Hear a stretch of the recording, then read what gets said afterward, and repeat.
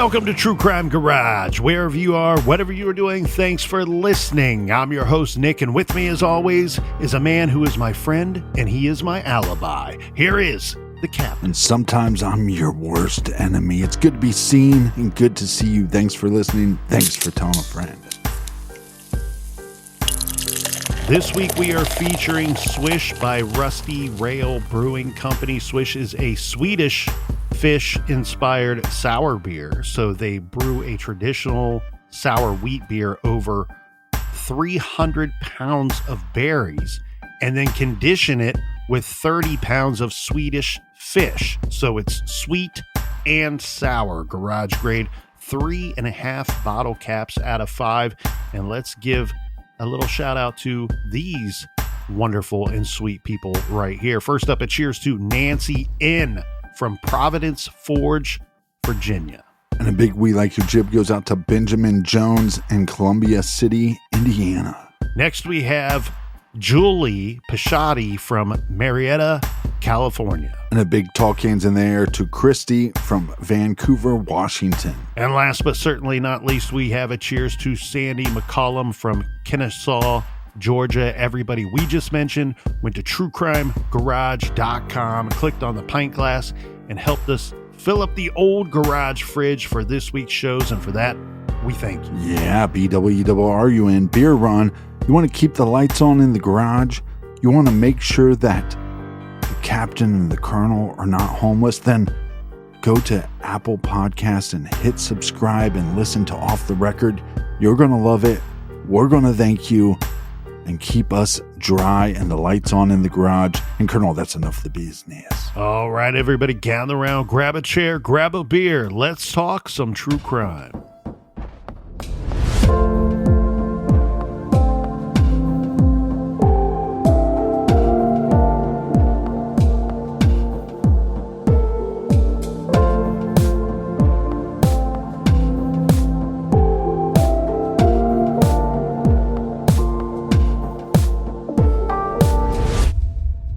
Is now a cash reward being offered in the case of a missing Texas State student. It's been a painful 6 months for his family, who is now asking anyone who knows anything to come forward. Janelle Bluta spoke to Jason's father. Jason's dad says they're still physically searching for his son every week, but says this reward is another tool. Hopefully it will entice someone who might know something to come forward.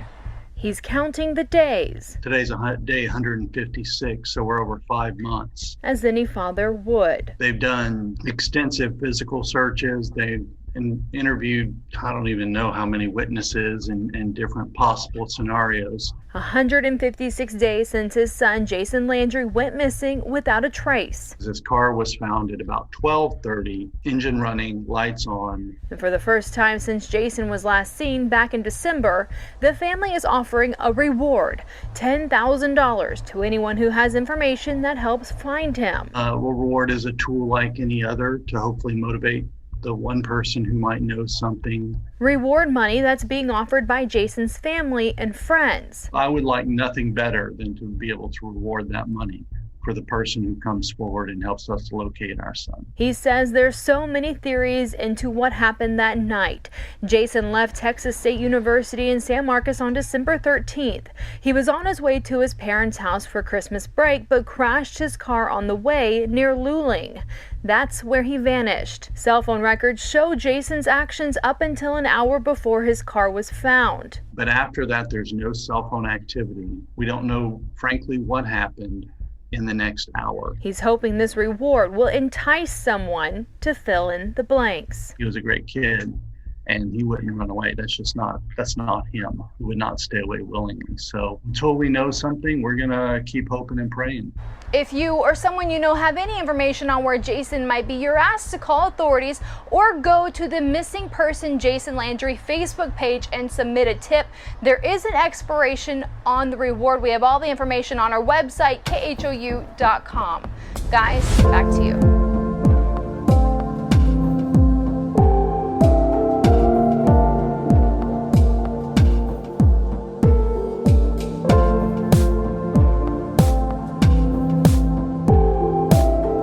Jason Jason Landry was born on July 29th, 1999 to parents Kent and Lisa Landry.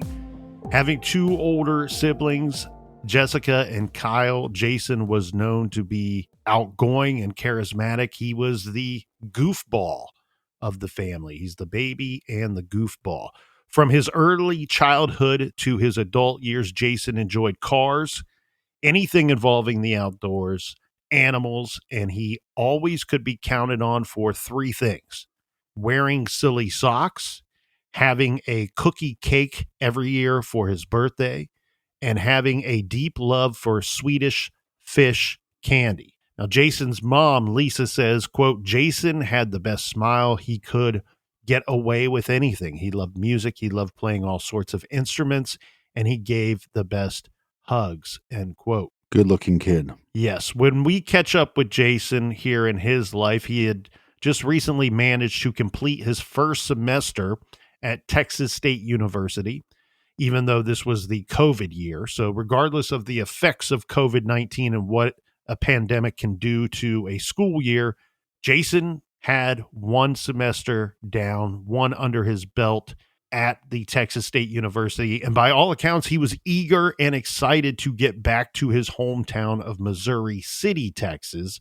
to spend some time with family and friends over the long winter break. Yeah, there's something exciting about coming back home when you're on your right path. If you're not on your right path, you're like, oh, I'm dreading seeing my friends. I'm dreading seeing my family. I'm going to have to answer all these questions. But when you're on your right path and you're feeling good about life, you kind of want to show yourself off a little bit to your family. I love getting back together with the old gang, regardless of the situation. I think it's the best for me anyway. So Jason packs up his Nissan Altima.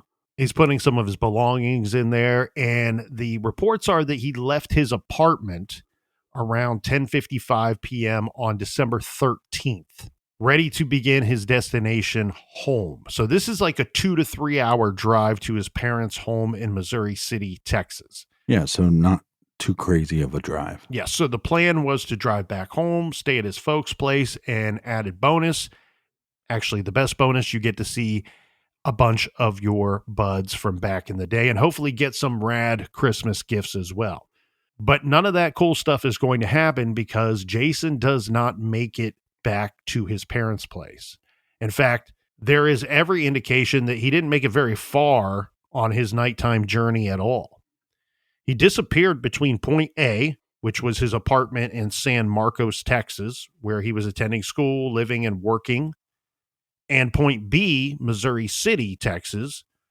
This is approximately a 165-mile drive, working out to be roughly, there's three very common routes that one would take, and they all take about 2 hours and 45 minutes to closer to 3 hours drive time. That's enough time to listen to 2, maybe 3 True Crime Garage episodes. Yes, or 3 Motley Crue albums. But while he sets out on this 3-hour tour, unfortunately, he never makes it. This is a disappearance of a young man. His vanishing is surrounded by mysterious circumstances. It's almost as if he drove off into the dark, cold night and then decided to step out of his vehicle and into a black hole. And if that's not an overall consuming picture, this case, this true crime story, Jason's vanishing, his disappearance, has consumed many of those who have come looking for answers. Yeah, out of all the missing person cases we've looked into, this one I would rate probably in my top 5 as far as just bizarre. How bizarre, how bizarre. It's a true mystery. So let's fill in and fill out that night. What was the timeline? What were the details? And do we have any evidence as to what happened to this young man, or really any clue at all? Where did he go? And listen carefully, because your guesses are going to be probably just as good, if not better than ours. From one of the truly greatest magazines of all time and one of the few great magazines that's still in existence to this day. This is from Texas Monthly, and it reads, the day before he went missing, meaning Jason Landry, he was thinking about socks. Socks, a colorful pair that featured a monkey in a suit and a tie holding a briefcase in one hand and a banana in the other, with the words "monkey business" stitched across each ankle. They were the highlight of an extensive Christmas list he texted to his mother on December 12, 2020. So this text, according to Texas Monthly, came about a day before Jason sets out on his trip back to Missouri City, Texas. This was kind of coincidental for us here, Captain, as you know. We had every intention of covering this case, and it was already on our calendar, and it just so happens that a publication that does fantastic reporting and very underrated reporting on true crime stories, Texas Monthly, just so happened to include this story in their most recent publication. So it very much coincidence that this sort of lined up for us and them all around the same time. Texas Monthly goes on to tell us that normally Jason was the opposite of a list maker. He wasn't a planner. He started Sam Houston State as a clean-cut kid. This is a couple of years earlier. After leaving home, he embraced his inner slacker, and he really, according to the magazine, didn't take much interest in classwork. So it looks like after 2 years at Sam Houston State, he decided to transfer to Texas State University, and he was going to buckle down, have more focus, and focus on getting better grades. But remember, this was the COVID year. It was weird for all kinds of reasons, of course, right? And according to the publication, the impact of a semester of remote classes and isolation with COVID-19 was toxic for Jason Landry. In the long-form brilliant think piece put together by Peter Hawley for Texas Monthly, Jason Landry is described by his father. So his dad's name is Kent, as we had said. I think we may be talking a good deal about Kent as we go through this true crime story, but his dad describes his boy as, quote, pure extrovert, full of pure optimism, someone who had been making friends with strangers since he was a toddler. To cope, Jason retreated into a cloud of pot smoke. Quote, given his personality, isolating him was one of the worst things you could do to him, said his father. He was stuck in a small apartment, in a small room on an empty floor. It was like solitary confinement for him, and I am not surprised that he self-medicated. I have a lot of thoughts on this, but this is brought up a lot, and I don't know what effect or what the thoughts are as far as his emotional state on his disappearance. Because, yes, it's the COVID time. So if you are isolated and you're heading back to see your family and friends, well, guess what? You're going to be kind of happy. You're probably going to be out of that funk. The day before he goes missing, I mean, he's talking about these goofy monkey socks. Seems like my kind of guy, right? Mm-hmm. So this is brought up a lot. I don't know what a level of effect this might have had on him going missing. That's insightful, and I appreciate the extra thought there. One thing that I will say that I'm very concerned with, and it's not just isolated to Jason's case, it really goes to, and look, I'm no square. When COVID hit here, out of boredom, my drinking increased straight up out of boredom. So I'm not immune to any of this stuff. And I have some experience with some of these things, good and bad. And one thing that was concerning of me, the more I was learning about Jason in this time period in his life, was his age mixed with that amount of recreational drug use is always very concerning to me, regardless of the person. Every situation can be unique, obviously, but it also, like, you know, we're not fully formed at that age, and that really scares me with anybody. Again, right. Not just Jason's case, but with anybody. Yeah, but I also think there's a thing here. There's something at play, and I think you see this throughout the investigation. I think you see this throughout the interviews with Jason's father. I think his father, which once was a lawyer and now a pastor, I believe, he's going to have a set of ideals for this world and how people live them. And I think some of this conversation is him trying to justify his son's actions and part of his lifestyle because it just doesn't line up with his. And so, I think there's a lot of people that can identify with this out in the communities where you go, like, take my father, for example, great guy. He was a detective. He lives by a certain set of rules. Those set of rules I don't live by. So some of my actions don't make sense to him and some of his actions don't make sense to me. And I think that's just some of this. And I think sometimes his father is a little too concerned with trying to clean up a reputation, that almost implying that like people were smearing his son's name by just stating how he was living his life. I don't think most people look down on or ruins Jason's legacy by saying, well, he smoked some pot and he probably drank some beers.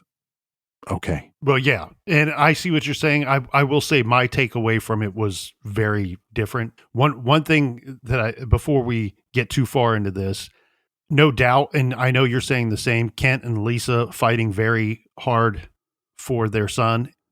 The one thing that was adding to the sad factor of the story for me was Jason looks a lot like his dad. Like if you have a picture of 20 people in it, you can point to the kid and go, yeah, that kid is that guy's son. Absolutely. That's how much they look like each other in my opinion. So it's December 13th. It's nearing the holidays. Jason just finished up his first semester at the university in San Marcos, Texas. There he was working toward getting accepted into their prestigious sound recording technology program. So think about Jason's to-do list for that year. And remember, we had said he transferred with the idea that he was going to buckle down and start taking school seriously. And this is not uncommon. Most college kids that I knew, they did a whole lot of screwing around their freshman year. So this is pretty on par for just life in general, in my opinion. But Jason's to-do list would be wrapping up before heading home for the holidays. So he's got to complete his finals, check, finish the first semester, check, and wrapping things up at work so he can go home for a while, check. He worked at Jimmy John's. I freaking love Jimmy John's. Yes, earlier that week he had completed his final shift before heading home. Jimmy's John's, as they like to say. Get the number 9, the Italian nightclub. We're starting our timeline on that night, of course, December 13th, 2020. And the reports are that Jason Landry was last seen after having packed up his car, leaving to go home around 10:55 p.m. All of the best reporting on this case has him leaving or just starting to hit the road by 11 p.m. that night. But before Jason leaves... It's late. That's too late, in my opinion. I wish he would have slept and left the next day. Before he leaves, he does some FaceTime with one of his buddies. And this is the part that we start to stray from the short version of the narrative about this case. Right. See, while it's true that Jason was going home for the holidays, his folks were not technically expecting him. This, for me, at least makes sense because the strange hour, like you're pointing out here, Captain, the strange hour of departure, because remember, he's last seen leaving at 10:55 to 11 p.m. I'm sure mom and dad wouldn't love Jason rolling into their place at the very convenient time of 2 a.m. Yeah, this makes me think that he was going to meet some friends back home. Yes. We actually know that to be the case. Okay. So he's FaceTiming with the buddy who lives in Missouri City that he's actually going to drive to that night. And at some point, hanging out with friends will transition into him going to mom and dad's house. They are expecting him for the holidays. That date and time of when they were expecting him is a mystery to me. But even if it's a little early, then he's being a cool son and surprising his mom and dad. Hey, came home a little early. Here I am. So as I understand it, Captain, Jason was heading home, but the plan was actually to meet up at a friend's house and play video games. So Jason's on FaceTime with this friend who he plans to meet up with later. This is about an hour before he leaves his place. This is documented. We know that this happened for a fact. The friend actually recorded the video for the conversation, but there's no audio. No audio was recorded. No audio exists, but the video still does. And I watched the video. In the video, to me, Jason appears to be very happy. He smiles multiple times. He seems obviously excited about whatever he's talking about. I'm assuming he's talking about hanging out and some of his recent experiences at college. But he seems excited, and like the captain said, seems excited about going home, the best I can tell with no audio. Now, in the video, he's also rolling joints. He is very obviously discussing the weed that he has, and he is very talkative in this video. Even though you can't hear the sound, I can see his lips moving constantly. So he's very talkative, and that rings true with what we've been told about his personality. So this is all right on par with his personality based off of what little I know about him, but what the family and friends and everybody has said about him. This video, nothing about it seems strange to me at all. If anything, it seems positive, right? When you're looking at pieces of information to try to lead you down whatever rabbit hole you're going, I can look at this video and based on it, I agree with everything you just said about the video. But to me, I go, well, this is a positive reinforcement as far as what his mental state could be at that time. Yeah, we have a good solid list of Jason's confirmed or in some cases believed movements and actions for the night in question. Before we go down that road, San Marcos, where Jason was living at the time, is a city in Hays County, Texas. The city is a part of the greater Austin metropolitan area. San Marcos city limits extend into Caldwell County and Guadalupe County, which we will be talking about Caldwell County quite a bit during this true crime story. San Marcos is on the Interstate 35 corridor between Austin and San Antonio. Its population was just over 67,000 people in 2020. And of course, it's the home of Texas State University. So this is a 160-mile trek eastbound, as Missouri City is right near Houston. This timeline of confirmed or in some cases believed movements and actions for the night in question is a mashup from a few different timelines that are out there. So for more detail, and this is from Fox 7 out of Austin, Jason Landry FaceTiming his friend. The friend was in Missouri City approximately 1 hour before leaving his San Marcos apartment. Caldwell County Sheriff's Department Captain Jeff Ferry said Landry's friend screen recorded the conversation because, quote, Jason was so messed up that he didn't think he was going to remember it later. Now, that's not a good sign. No. And so the way I take this is that the friend's like, oh, I'm going to show this to him later. We'll all have a big laugh about it because I don't think he's going to recall the conversation. Right. This report, too, says Jason spent 45 minutes talking to the friend on FaceTime.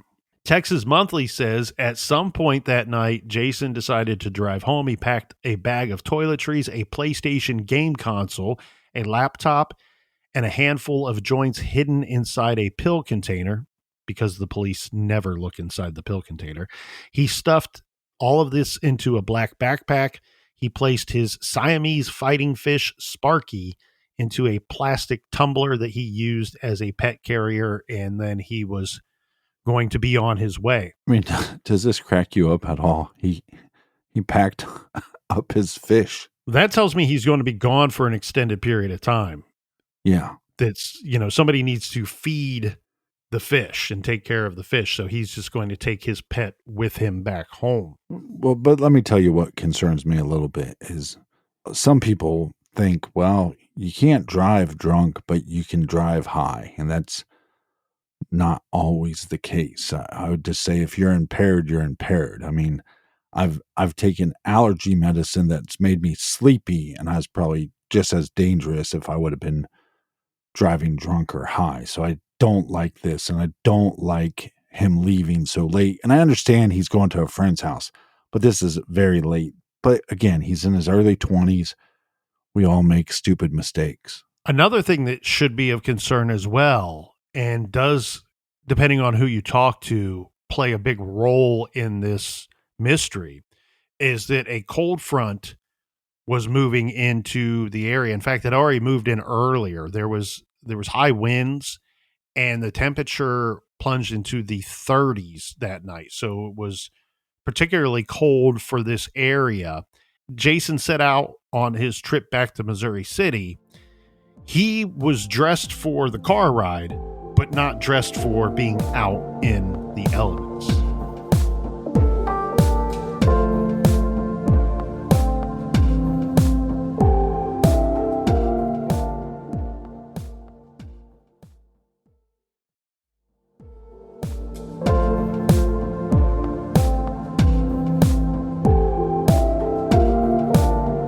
All right, we are back. Cheers, mates.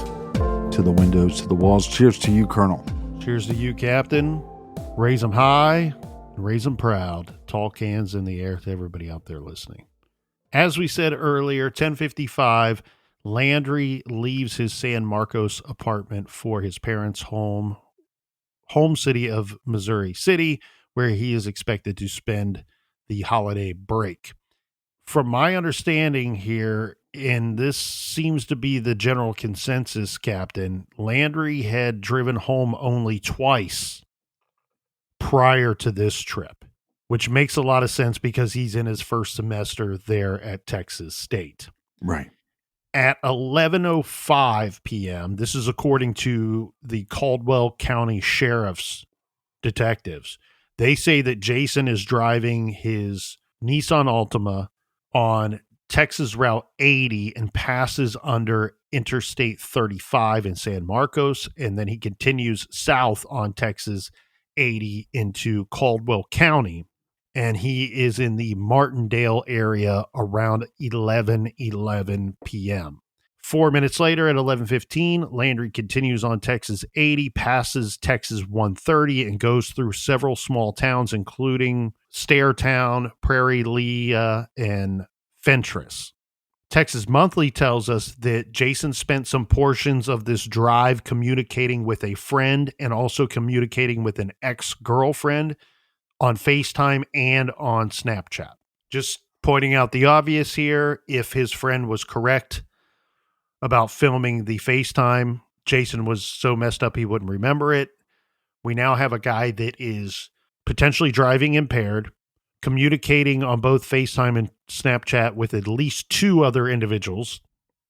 That's what's been reported. And he's also using his Waze app to guide him on his route. I hate distracted driving. Put your damn phone down and just drive the damn car. Yeah, not to criticize, but there's a lot of shit going on in this car. A lot of stuff going on in this car, and not all of it has to do with focusing on the road, driving safely. Where we're going, we don't need no roads. Now, I will say regarding his outfit, I'm the kind of guy, if I know I'm driving a 3-hour trip, I like to travel comfortable as well. So I didn't find anything strange about his outfit. While it's not great for being out in the cold, to me, that tells me either A, he's not thinking clearly, which could be the case, according to his friend, or B, he has no intention of leaving his vehicle until he gets to a warm, comfortable place, i.e. his friend's house at the other end of his trip. Yeah, I'm not saying it's a negative thing. I'm just saying that it's a sign of his age. I mean, you know you're approaching your midlife crisis when you start making sure that your car has a spare jacket in it the whole time. At 11:24 p.m., he's roughly a half hour into his drive. Jason enters Lulling from Texas 80. As he moves through the intersection, this is one of the key points here. This is something that's always highlighted in every story about this case. And it states, as he moves through the intersection of Hackberry Street, where Texas 80 becomes Austin Street, he turns off the Waze app and begins using the Snapchat app. This is according to the police. Well, one of the things that's fascinating about this case is how much data that we have from his cell phone. So we know a lot about his movements. Yes. And the reason why I said that leading into our timeline in that kind of weird fashion is what we're tracking here. We're getting a lot of this information from his phone. That to me, I won't say that we can definitively say that these are every one of his movements. And I will not definitively say that he is alone during all of this. I Right. think to do either would be irresponsible. I think it's most likely that yes, these are his movements, and most likely he was alone during most of this trip, if not all of it. Yeah, I don't believe we have any evidence that there was a second person. According to the information from police, Jason then continues on Austin Street to Magnolia Avenue, where his digital footprint ends. Authorities believe that instead of turning right on Magnolia, Jason drove straight through the intersection on East Austin Street to Spruce Street, which turns into Salt Flat Road. Okay, we'll go back to Salt Flat Road here in a second, but to hone in on this part of our timeline a little bit, this is where we can really start to throw in a lot of speculation. He's turned off the Waze app. Was this an accident? He's only made this drive twice before, or was this intentional? That's a very good question. Texas Monthly says basically the same thing. Instead of turning right, he goes straight for several blocks. The street eventually bends to the left and turns into Salt Flat Road, leading him further away from his destination, and he continued on that road for 5 miles. Regarding that Snapchat information, this is what I love about Texas Monthly so much. They're only going to cover Texas cases, but when they dip their toes into true crime and it's a Texas case, you get some very complete and thorough reporting on a story here. And so Absolutely. Texas Monthly says that Snapchat communication was a selfie that Jason sent of himself inside the vehicle that he sent to his ex-girlfriend. And in that picture, she says, and the other people that have seen it say that he looked calm and confident. So it doesn't appear that whenever things started to go wrong for Jason on this trip at 11:28, it appears based off of the evidence of that picture that everything is fine at this time. Yeah, but my concern, and I want to know what your expert opinion is, because to me, if you look at where his school was and where he's heading to, this doesn't seem to be in the right direction. Well, that's what they're saying. This seems like a detour. And then my question becomes, well, if he's rolling a bunch of joints and, spoiler alert, where they find these joints later in his car, you go, was he heading there for some other reason?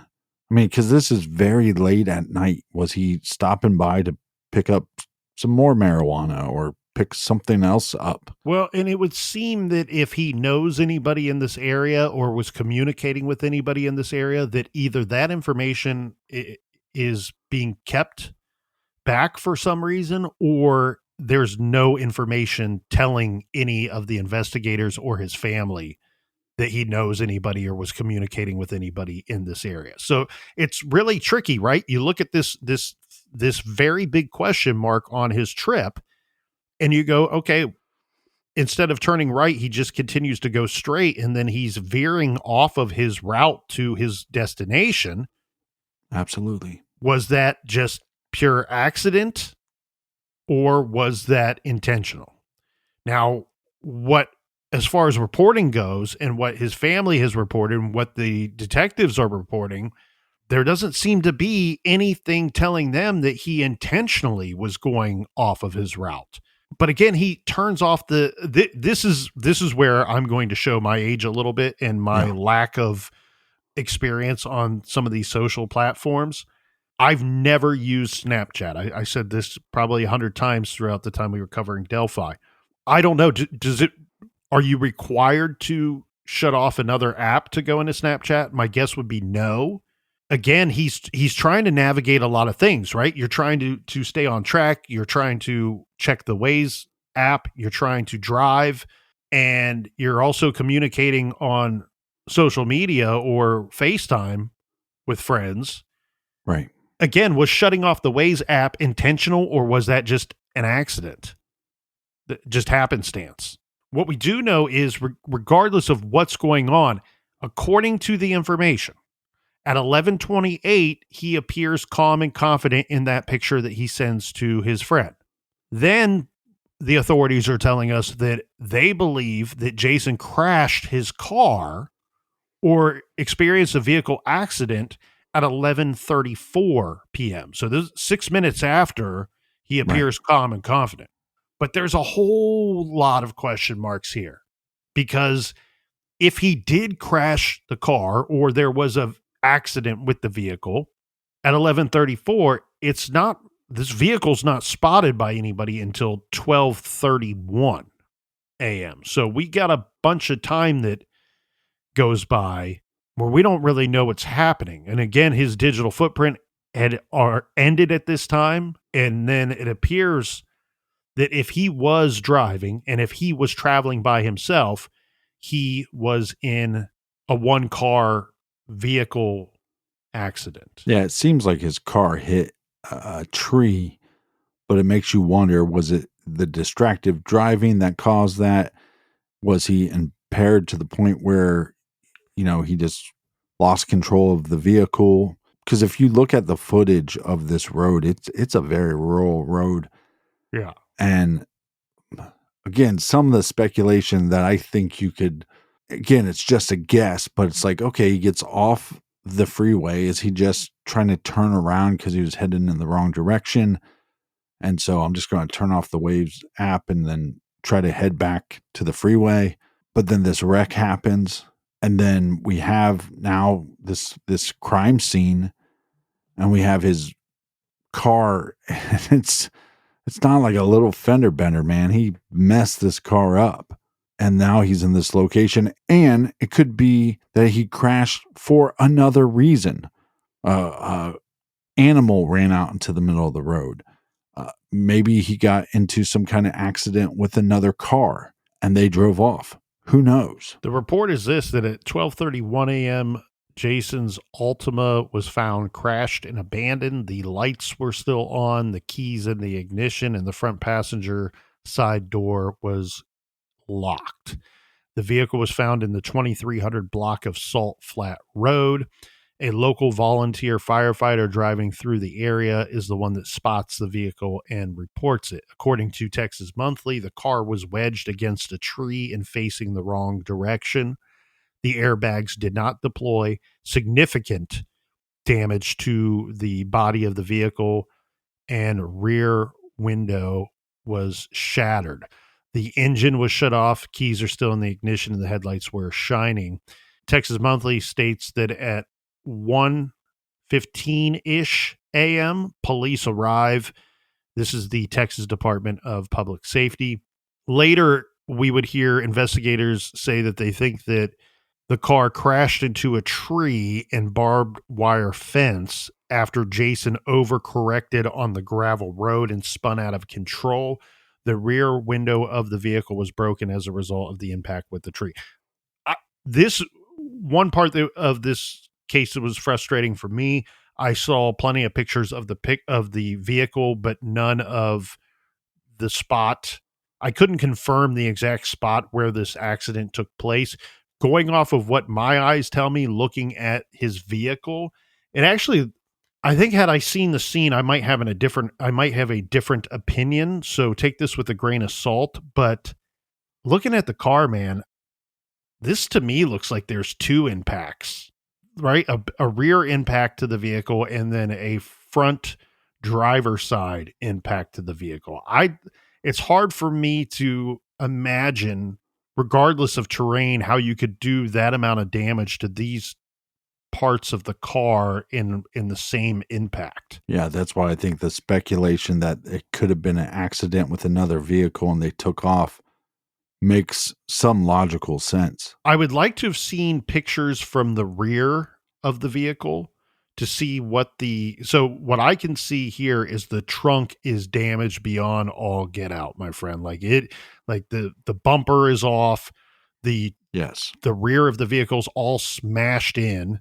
like a crushed beer can, the back of this car, and the rear window is so I get what you're saying, because I mean, had he stopped abruptly and if this was an impact with another car, he either very at a high rate of speed backed into somebody or backed into that tree, or he slams on his brakes and somebody smashes into the back of him.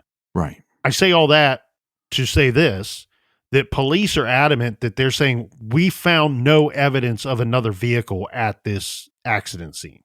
And I think what we can, without having to be too imaginative, I think we all can agree that if the other car looked like his car, we should be seeing parts or pieces of that car at the scene as well. Yes, I agree, but a couple things. One, when they do the investigation initially, I mean, one of the smart things, and you can actually see this online, but the law enforcement keep their body cams going so you can actually see footage of them going through items. But there was a bunch of items of Jason's that people found later down the road and what have you. So was there pieces of another vehicle that they just didn't collect? That, I guess, that could be a possibility.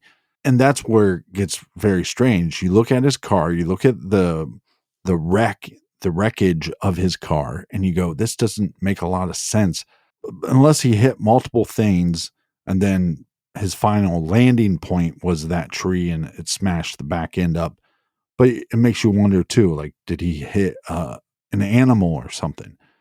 But it doesn't seem like we have any evidence of that either. If he hit an animal, he hit several things after hitting that animal, because an animal didn't do this damage to that car, unless it may be the front driver's side if it was a Sasquatch. But other than that, so what it looks like to me is it's not uncommon for people to back into something, especially at a high rate of speed, because it's difficult to see anything behind you, right? Especially at night. This area is not well lit.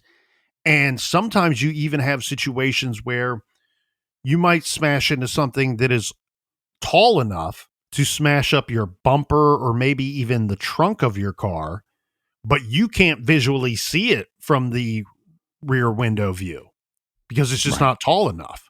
Right. And it's kind of in that dead spot, that blind spot where you can't see it in your rear view mirrors either. And so the way I kind of visualize this potentially going down is that he's driving. Remember, they say he continued for several miles in the wrong direction after failing to turn right. And a lot of times, how do people get lost and turned around? It's not necessarily you got turned around. It's you missed a turn and you just keep going straight and straight and straight. At some point, I think the terrain tells him, I'm lost. I'm not where I'm supposed to be. I don't know if in a fit or just trying to hurry along, he's like, slam it into reverse.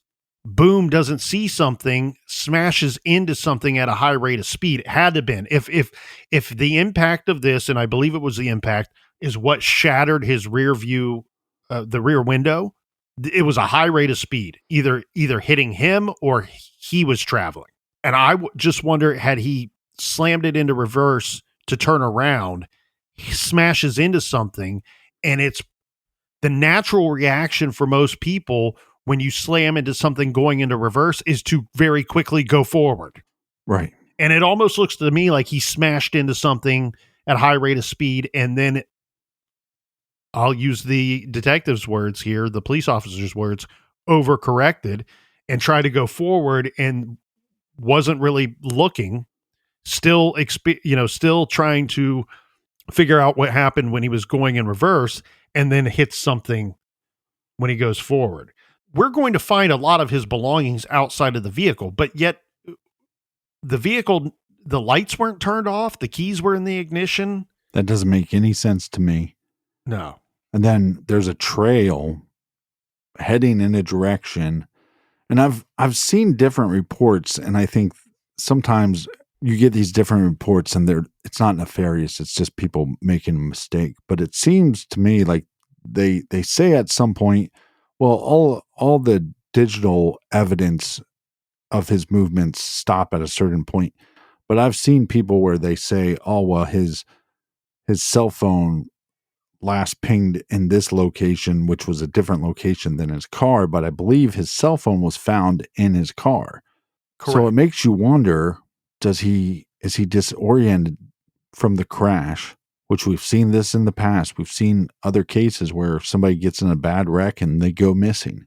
He's heading down this path. He leaves his book bag. He starts leaving clothing behind.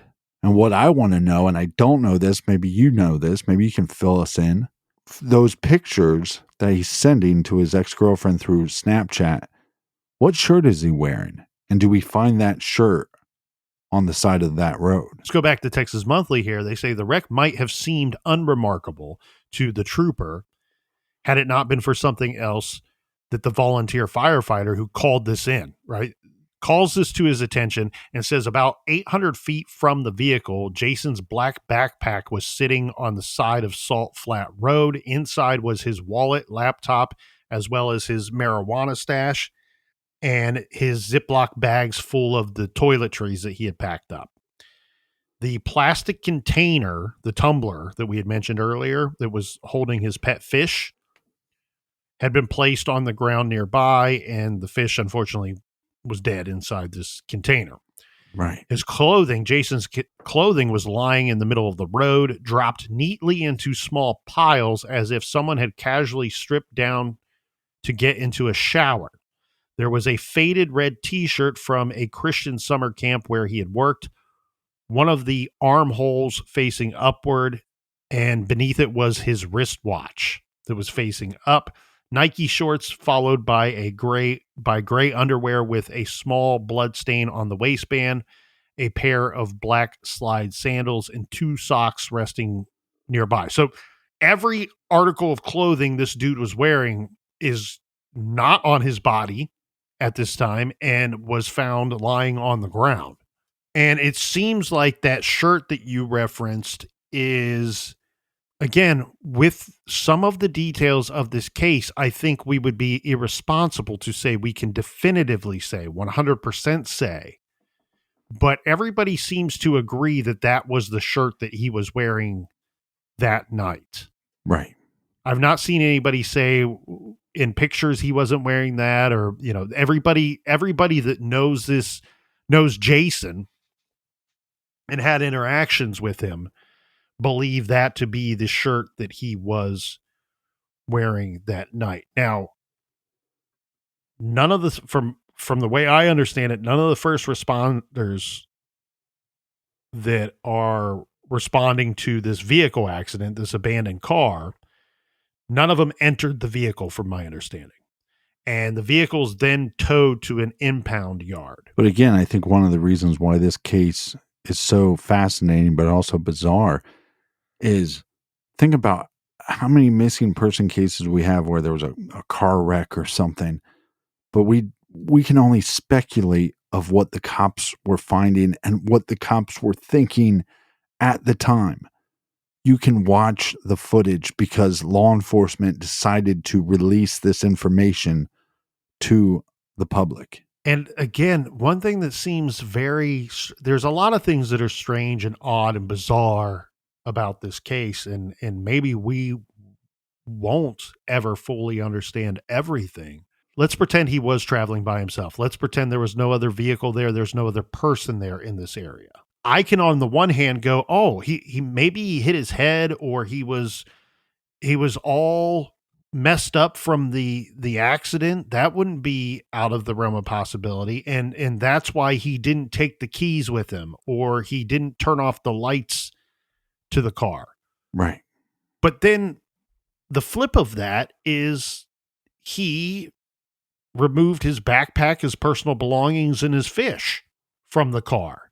So the two don't go hand in hand for me. It's why would you do one without the other? Unless he gets in this wreck, he's disoriented, he tries to gather his items, he starts heading down the road, and you know how sometimes you slip and fall and you get right back up and you start walking and you think you're fine, and then that fifth or sixth step, you go, oh, nope, I really did something to my ankle, right?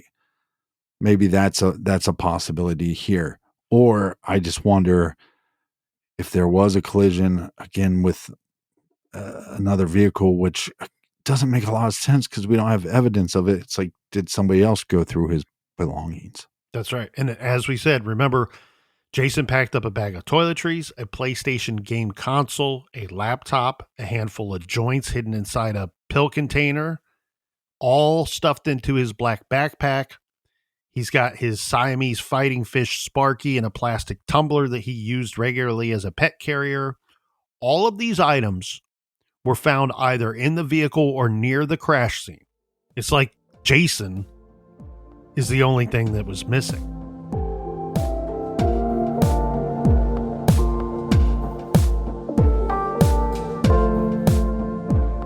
So much more to get to in the bizarre missing case of Jason Landry. Join us here in the garage, back here in the garage for part 2. Until then, be good, be kind,